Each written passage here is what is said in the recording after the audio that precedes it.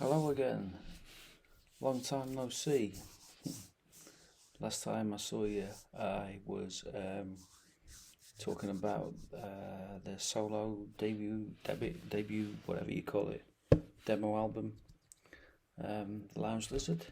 I was talking about that, and hope you enjoyed that. Hope you enjoyed listening to that. What I'd like to do is talk about the duo that I was in that I mentioned. We was called Stan, which was mine and a friend who I met in Bishop Stortford called Neil Archer. Through another friend, we went to a football match and we met up, and he had a recording studio in his house, and I used to sort of go over there and jam and talk about music and everything else that surrounds that. We came up with a name, Stan, which is our initials combined. I thought it was a pretty cool name actually, Stan. Simple. He had some tunes that he had written and recorded, and asked me if I would lay a bass line down for him. So I proceeded to do that over, I don't know how many songs there were. My talking in this 12 songs, 11 songs. So I recorded each bass line, and every Sunday I'd go around to his house Sunday afternoon, and we'd sit in his little studio and record, and it kind of progressed into that, into, well, an album, a finished album. I don't know if you can remember these. Quite retro now, aren't they? CDs. But yeah, this was a photograph of him and I in his back garden, and we called it BuddhaGrass. Can't remember why. Yeah, and that was a reverse.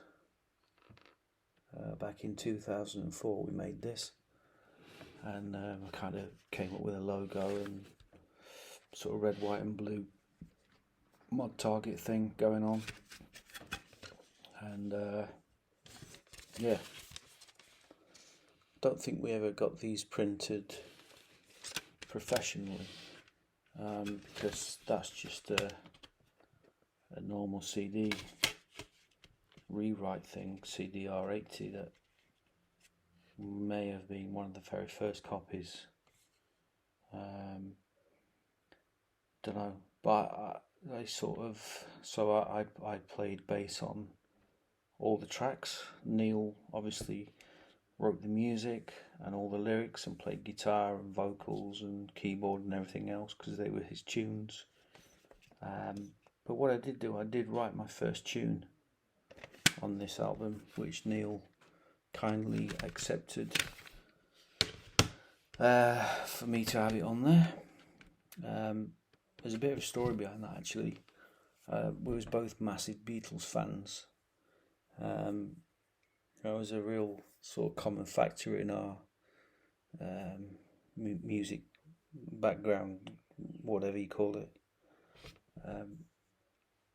And I was heavily into the Beatles, and I remember I was watching the Beatles movie Help, and for those of you who know that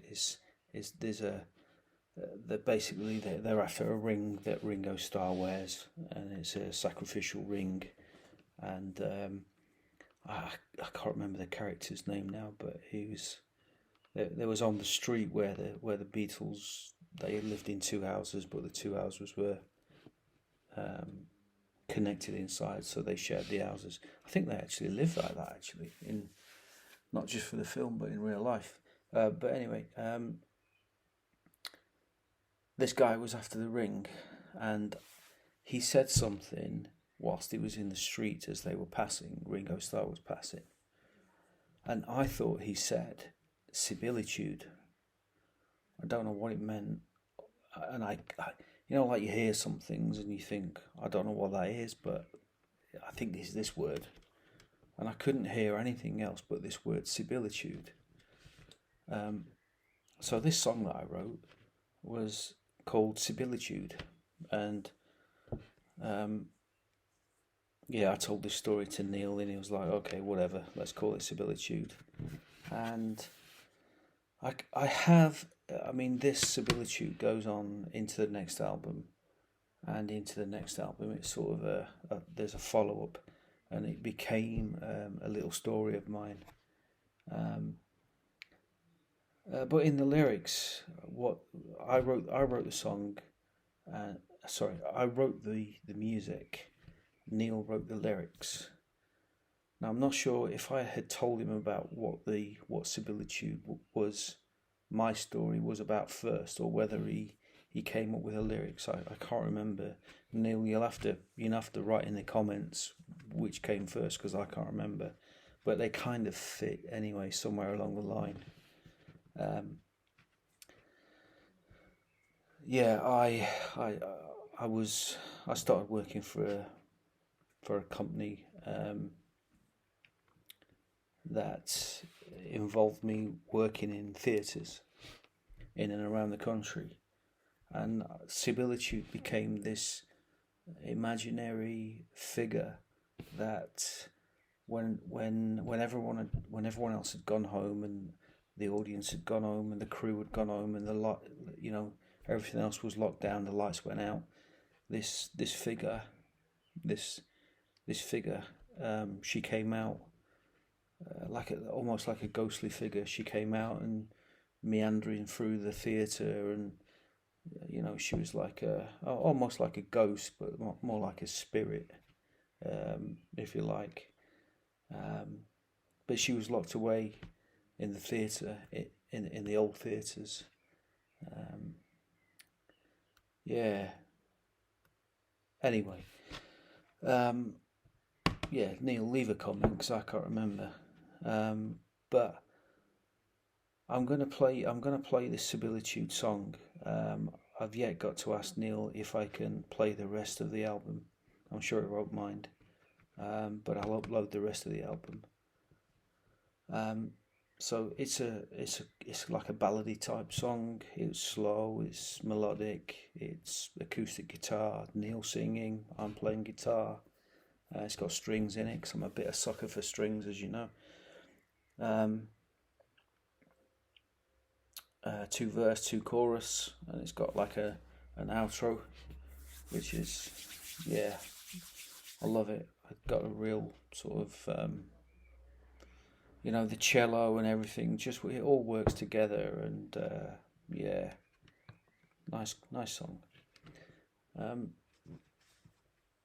whilst I was looking for this CD, it's funny, I picked up this as well, which is another CD.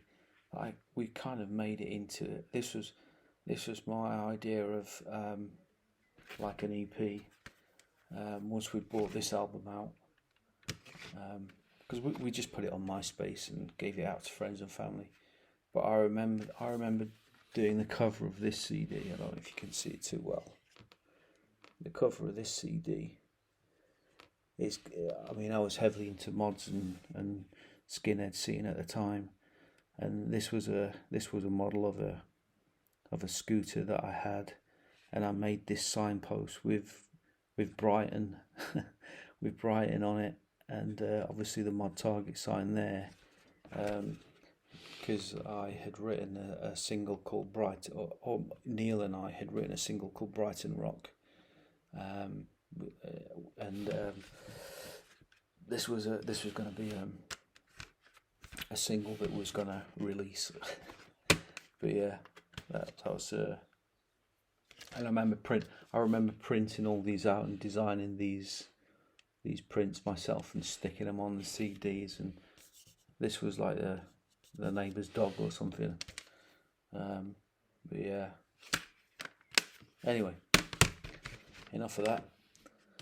Sybilitude, number 1. This is Chesterfield Football Club, by the way, if anyone's asking, not Chelsea. Enjoy. See you again soon. Bye for now.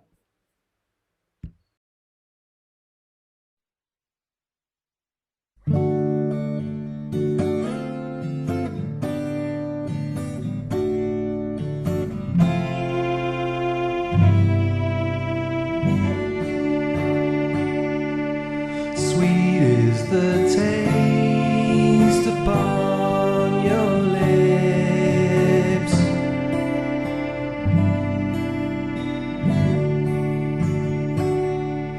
Come